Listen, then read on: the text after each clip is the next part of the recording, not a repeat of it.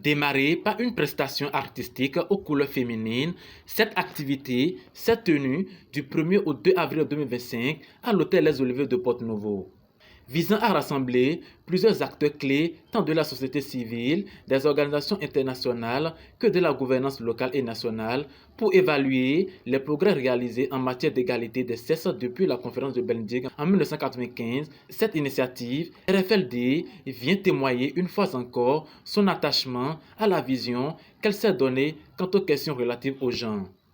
Le discours d'inauguration prononcé par la présidente ainsi que celui du représentant du maire de Porto-Novo a marqué le lancement officiel des activités.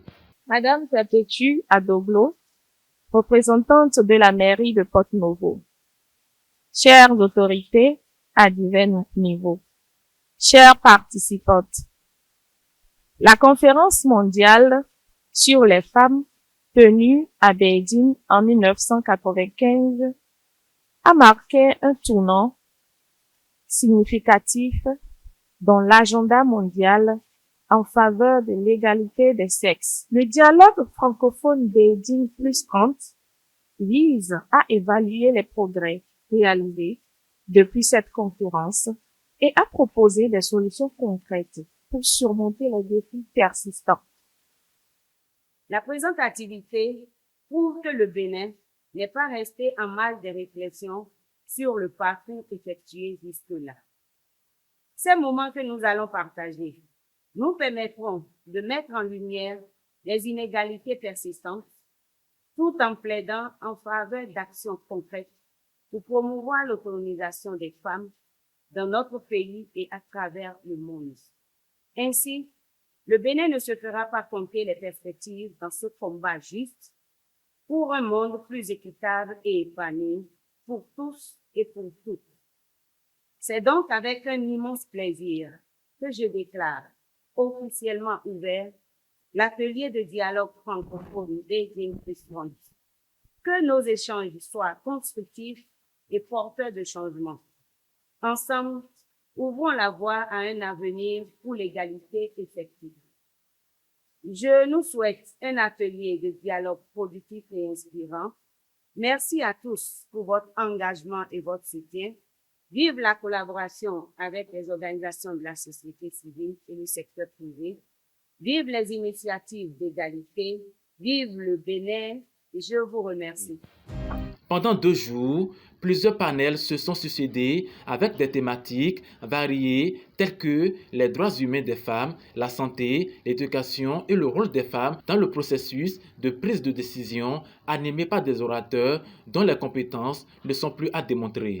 Il faut noter que ce dialogue a eu le mérite de favoriser des échanges riches et constructifs ayant permis de formuler des recommandations concrètes pour renforcer l'engagement en faveur de l'égalité des sexes et de promouvoir des actions durables en faveur des droits des femmes dans la région.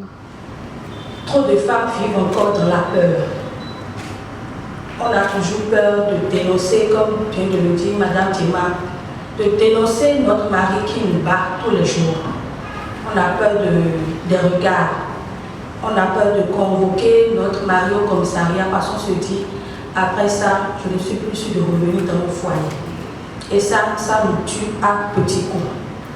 Les femmes et les enfants, souvent, sont les victimes des conflits ou instabilités dans le pays.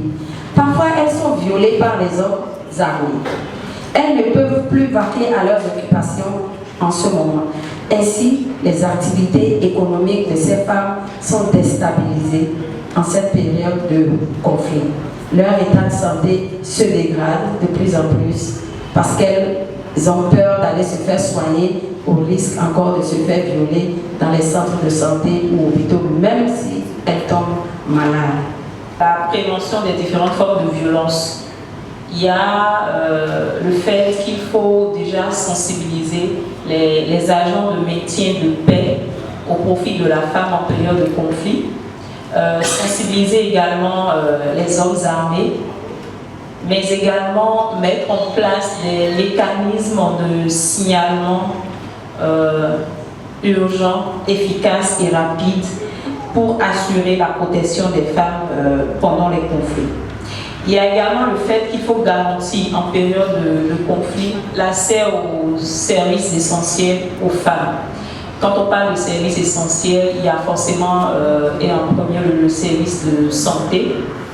Et pendant les périodes de conflit, on constate souvent que la femme ou les femmes victimes n'ont pas accès à ces genres de services. Donc déjà, elles sont troublées mentalement, elles sont violentées physiquement du fait qu'il y a un conflit, elles sont malades et traînent ces maladies-là pendant cette période de conflit-là. Et donc, le service de santé, c'est le tout premier à assurer les garanties à ces femmes-là. Quelques parties au sortir de cette activité livrent ici leurs impressions au micro de Simon Capo. On peut mettre l'accent sur l'éducation. Quand on dit l'éducation, ce n'est pas seulement forcément l'éducation des femmes, mais des hommes aussi, parce que hommes et femmes, nous avons besoin d'être éduqués. Parce que c'est l'homme qui va éduquer aussi sa fille de demain et c'est la femme qui va éduquer aussi son homme de demain. Donc moi je pense que c'est une interaction. Il faut, pour avoir ce développement de la femme, nous sommes obligés d'être à côté de nos hommes. Nous devons aussi valoriser les hommes. Je pense que le développement des femmes passe forcément par nous. Aujourd'hui, c'est de sortir dans nos contrées de ces femmes de valeur pour les mettre ensemble et aller simplement comme celui qui accompagne, celui qui facilite et non celui qui est venu donner leçon ou bien ce qu'on a appris dans les universités ou dans les cahiers, on va bûcher pour venir déverser dans le village. Ça ne marche pas. Allez à leur école, partageons avec eux, faisons de dialogue et de méthodologie participative et on aurait gagné, on aurait tout.